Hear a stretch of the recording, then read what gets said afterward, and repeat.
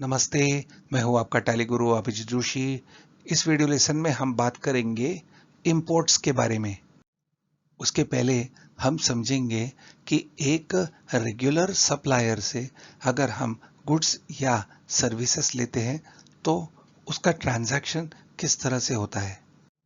तो यहाँ वी यानी हमारी कंपनी है, तो सप्लायर हमें गुड्स या सर्विसेज देता है, साथ में एक इनवॉइस देता है जो होगा जीएसटी के साथ।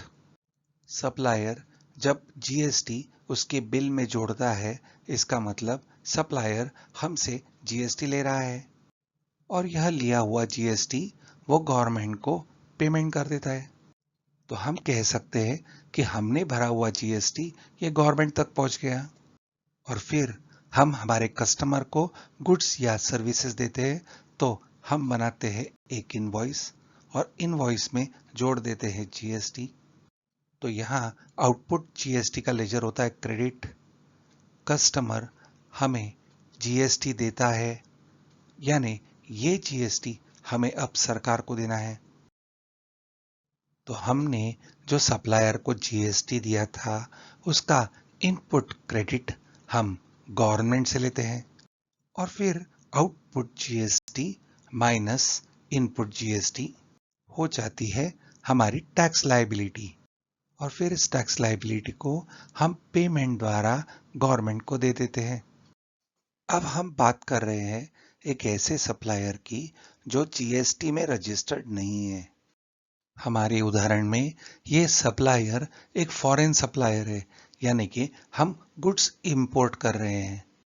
क्योंकि फॉरेन सप्लायर का इंडियन जीएसटी से कोई संबंध नहीं, तो ये फॉरेन सप्लायर केवल हमें गुड्स का बिल देता है, तो वो इनवॉइस देगा बिना जीएसटी के। तो सप्लायर हमें गुड्स समुंदर के जहाज के द्वारा भेजता है और यह गुड्स आते हैं किसी इंडियन पोर्ट पे। हम महाराष्ट्र में हैं और जब यह गुड्स हमारे पास आएंगे तो वो महाराष्ट्र के बाहर से आएंगे, इसलिए इस टाइप का ट्रांजैक्शन होगा इंटरस्टेट। तो इस ट्रांजैक्शन पे आईजीएसटी लगना जरूरी है, पर सप्लायर तो आईजीएसटी नहीं लगाएगा ना। तो जो जीएसटी लगेगा वो हम सरकार को भर देंगे। दूसरे शब्दों में हम कह सकते हैं कि सप्लायर ने हमें जीएसटी लगाना था और यह जीएसटी गवर्नमेंट को देना चाहिए था ताकि गवर्नमेंट को जीएसटी मिल जाता। परंतु हमारा सप्लायर ऐसा नहीं कर सकता है क्योंकि वो फॉरेन पार्टी है, तो सरकार को जीएसटी हम भरेंगे। तो इसे कहते हैं रिवर्स चार्ज मैकेनिज्म, यानी उल्टी payment, reverse charge mechanism, RCM। पर ये तो मेरे लिए नाइंसाफी है। सप्लायर ने जो टैक्स भरना था वो मैं क्यों भरूं? ऐसा क्यों? यह बात समझने के लिए हम फिर से हमारे रेगुलर सप्लायर पे जाते हैं। जब हमने सप्लायर से गुड्स या सर्विसेज लिए थे तो उन्होंने इनवॉइस बनाया था 1000 का प्लस 18% यानी 180 रुपीज जीएसटी। तो सप्लायर ने लिया हुआ ये 180 गवर्नमेंट को भर दिया, यानी सप्लायर को मिला 1000 और सरकार को मिला 180। पर यहीं जब हम गुड्स इंपोर्ट करते हैं तो ये गुड्स आते हैं 1000 रुपए के, हमें सप्लायर को 1000 देना बाकी है और उसके ऊपर जो 180 रुपया जीएसटी है ये हम सरकार को पेमेंट करते हैं। तो कुल मिला के सप्लायर को गए 1000 और सरकार को गए 180। तो इंपोर्ट्स के उदाहरण में ये 180 सप्लायर नहीं भरता है, तो हम भरते हैं, इसलिए हो गया वो RCM, रिवर्स चार्ज मैकेनिज्म। तो अब हम जब किसी रजिस्टर्ड डीलर को गुड्स या सर्विसेज देंगे और उसके ऊपर लगाएंगे जीएसटी, तो हमारे पास कस्टमर से लिया हुआ जीएसटी जमा हो जाएगा जो हमें सरकार को भरना है। तो हमने जो रिवर्स चार्ज मैकेनिज्म के अंतर्गत गवर्नमेंट को पेमेंट की है उसके अगेंस्ट हम इनपुट क्रेडिट अवेल करेंगे और फिर उसके बाद में output GST minus input GST होगी हमारी टैक्स लायबिलिटी। और फिर ये टैक्स लायबिलिटी हम गवर्नमेंट को पेमेंट द्वारा दे देंगे। तो पहले उदाहरण में हमने रेगुलर डीलर से परचेज देखा था और हम कह सकते कि ये जो डीलर था, जो फॉरेन पार्टी थी, ये एक अनरजिस्टर्ड डीलर था, या हम कह सकते वो रजिस्टर्ड नहीं था, और इसलिए हमने सीखा RCM, रिवर्स चार्ज मैकेनिज्म। तो अब हम इस RCM की प्रक्रिया को थोड़ा और अच्छी तरह से समझते हैं। तो सप्लायर ने हमें गुड्स सप्लाई किए हैं और हमें जीएसटी भरना है। तो जो हमें जीएसटी भरना है वो तो क्रेडिट होता है, तो वो हो गया आउटपुट जीएसटी। तो इसका मतलब हम एक वाउचर बनाएंगे, एक जर्नल एंट्री पास करेंगे और इसे कहते हैं इंक्रीज ऑफ टैक्स लायबिलिटी। तो लायबिलिटी पे करने के लिए होगा पेमेंट ऑफ टैक्स। तो ये तो जब हर महीना जीएसटी रिटर्न्स फाइल होते हैं तो पेमेंट हो जाती है, पर यहाँ थोड़ा अलग है। जब हम आगे पूरा इंपोर्ट के ट्रांजैक्शन समझेंगे तब आपको समझेगा कि ये पेमेंट ऑफ टैक्स क्या है। तो अब तो समझ लेते हैं कि हमने हमारी लायबिलिटी बढ़ा दी और गवर्नमेंट को टैक्स भर दिया। तो जब हम टैक्स भरेंगे तो उसका क्रेडिट हमें मिलना चाहिए, तो वो हो जाएगा हमारा इनपुट IGST। तो हमारे इनपुट जीएसटी को डेबिट करने के लिए हम एक जर्नल एंट्री पास करेंगे जिसे हम कहेंगे इंक्रीज ऑफ इनपुट क्रेडिट। तो ऐसा करने से रिवर्स चार्ज पेमेंट के अंतर्गत की हुई पेमेंट कन्वर्ट हो जाएगी इनपुट जीएसटी के रूप में। तो यह हो गई हमारी रिवर्स चार्ज मैकेनिज्म की बात। पर इंपोर्ट के ट्रांजैक्शंस को हमें थोड़ा डिटेल में समझना होगा।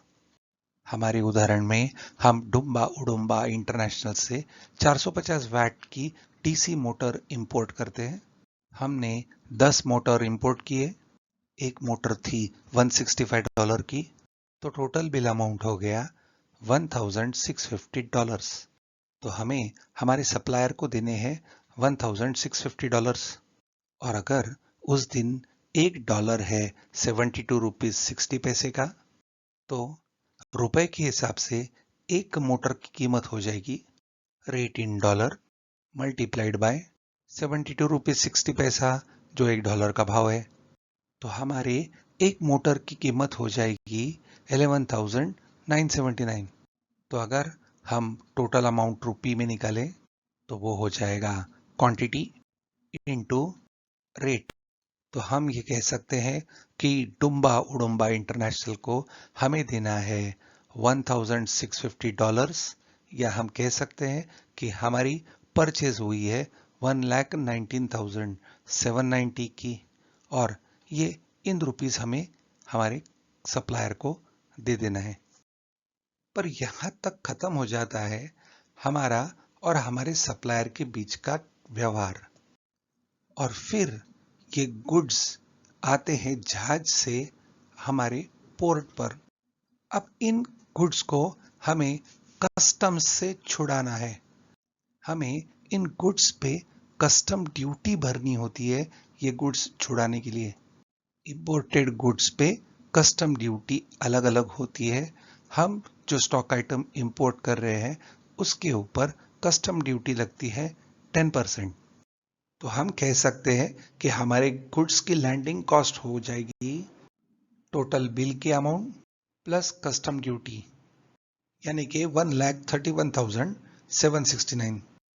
हमारी लैंडिंग कॉस्ट इस कस्टम ड्यूटी से बढ़ गई है, तो हमारे एक मोटर की भी कीमत अब बढ़ चुकी है। तो अब हम एक मोटर की लैंडिंग कॉस्ट निकालेंगे, तो वो होगी कस्टम ड्यूटी लगाने के बाद टोटल वैल्यू डिवाइडेड बाय 10, क्योंकि हमने 10 मोटर्स इंपोर्ट किए हैं। तो हम कह सकते हैं कि अब हमारे मोटर की कीमत हो गई 13,176 रुपीज एंड 90 पैसे। तो 1,31,769 ये हो गई हमारी टैक्सेबल वैल्यू, और सप्लायर ने इसके ऊपर हमें जीएसटी लगाना था, पर सप्लायर तो फॉरेन सप्लायर है, इसलिए हमें इस अमाउंट यानी 1,31,769 पे जीएसटी सरकार को भरना होगा। तो हम आईजीएसटी कैलकुलेट करेंगे, जो होगी टैक्सेबल वैल्यू इंटू 18%। तो हमें 23,718 रुपीज और 42 पैसे ये आईजीएसटी पे करना है। तो सबसे पहले यह पेमेंट करने के लिए हमारी लायबिलिटी हमें बढ़ानी होगी। तो ऐसा करने के लिए हम एक जर्नल एंट्री पास करेंगे, जिसे हम कहेंगे increase of tax liability. Credit करेंगे आईजीएसटी को 23,718.42 से, और डेबिट करेंगे टैक्स पेड ऑन इंपोर्ट्स। ये लेजर हम करंट एसेट्स के अंडर बनाएंगे और उसे डेबिट कर देंगे 23,718.42 से। तो अब हमारी टैक्स लायबिलिटी बढ़ चुकी है। अब हम ये कस्टम डिपार्टमेंट से गुड्स छुड़ाएंगे, जो माल पोर्ट पे आया है इंपोर्ट होके, उसे हम छुड़ाएंगे। कैसे छुड़ाएंगे? तो उसको छुड़ाने के लिए हमें कस्टम ड्यूटी और आईजीएसटी पे करना होगा। तो हम करेंगे पेमेंट। पेमेंट में हम डेबिट करेंगे कस्टम्स ड्यूटी के लेजर को, जो है 11,979। फिर डेबिट करेंगे आईजीएसटी के लेजर को 23,718.42 से। हम पेमेंट करेंगे बैंक से, तो क्रेडिट करेंगे बैंक अकाउंट को इन दोनों के टोटल से, यानी 35,697.42 से। तो अब तक हमने इंक्रीज ऑफ टैक्स लायबिलिटी की, और जो आईजीएसटी था यानी कि इंटीग्रेटेड टैक्स, वो हम गवर्नमेंट को भर चुके हैं। तो अब इस भरे हुए टैक्स का हम इनपुट क्रेडिट अवेल करेंगे। तो अब हम एक जर्नल एंट्री पास करेंगे, और वो करेंगे हमारे इनपुट क्रेडिट को बढ़ाने के लिए, यानी कि increase of input tax credit. तो ऐसा करने के लिए हम डेबिट करेंगे हमारा इनपुट आईजीएसटी का लेजर। जब हम किसी रेगुलर सप्लायर से गुड्स परचेज करते हैं, तो हमारे सप्लायर को देते हैं क्रेडिट, परचेज को होता है डेबिट, और इनपुट आईजीएसटी का लेजर हम यूज करते हैं, और वो भी होता है debit. Debit purchase, debit input IGST, और क्रेडिट सप्लायर का अकाउंट। तो इसलिए हम यहां दे रहे हैं डेबिट इनपुट आईजीएसटी। ऐसा करने से हमारा इनपुट आईजीएसटी का लेजर डेबिट हो जाएगा, यानी कि हमारे पास इनपुट क्रेडिट आ जाएगा। तो हमने जो आईजीएसटी भरा था उसका इनपुट क्रेडिट हम ले रहे हैं। तो डेबिट होगा इनपुट आईजीएसटी 23,718.42, और क्रेडिट कर देंगे टैक्स पेड ऑन इंपोर्ट्स, जो हमने डेबिट करके रखा था जब हमने इंक्रीज ऑफ टैक्स लायबिलिटी की थी। जब हमने लायबिलिटी बुक की थी तो हमने यह करंट एसेट्स का लेजर बनाया था, और उसमें बैलेंस था। अब इसी लेजर को हम क्रेडिट कर देंगे, तो टैक्स पेड ऑन इंपोर्ट्स ये लेजर का क्लोजिंग बैलेंस हो जाएगा 0। तो सबसे पहले हम करेंगे इंक्रीज ऑफ टैक्स लायबिलिटी। जब हमें समझेगा कि हमारा कस्टम ड्यूटी कितना है, तो टोटल जो वैल्यू है बिल की उसमें जोड़ेंगे कस्टम ड्यूटी, और उसके ऊपर जो जीएसटी निकलेगा वो हमें भरना है। तो पहली स्टेप होगी इंक्रीज ऑफ टैक्स लायबिलिटी, दूसरी होगी पेमेंट ऑफ टैक्स, जहां हम कस्टम ड्यूटी और आईजीएसटी भरेंगे माल छुड़ाने के लिए। तीसरी होगी increase of input tax credit, और चौथी होगी हमारी परचेज के वाउचर की एंट्री, क्योंकि ये एंट्री नंबर 1, 2, 3 का कहीं भी संबंध परचेज के वाउचर से नहीं था। तो यह परचेस की एंट्री हम कभी भी कर सकते हैं, शायद ये पहले ही हम एंट्री करें और फिर इंक्रीज ऑफ लायबिलिटी, पेमेंट और increase of input tax credit. तो आखिरी एंट्री होगी जहां हम डेबिट करेंगे परचेज अकाउंट को और क्रेडिट कर देंगे हमारे फॉरेन सप्लायर को, जो है डुम्बा उडुम्बा इंटरनेशनल। तो अगले वीडियो लेसन में हम ये एंट्रीज टैली प्राइम में करेंगे। Thank you.